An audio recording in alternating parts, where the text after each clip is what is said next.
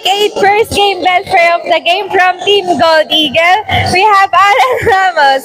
Alan Ramos achieved 14 points, 3 rebounds, 8 assists, 2 steal, and blocks. So, since ngayong gabi po ay play-in match yun na, and ano po yung ginawa nyong game para po di kayo malaglag ngayong season and patuloy na lumaban ngayong conference?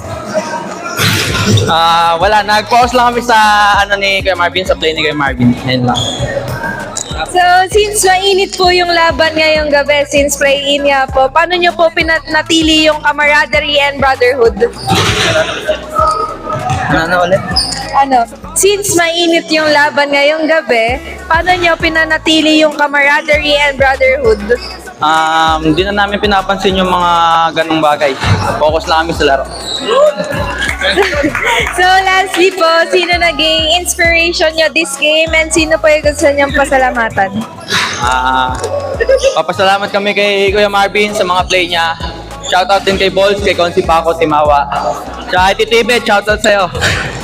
Happy birthday, Raymond Domingo! Happy birthday, boss!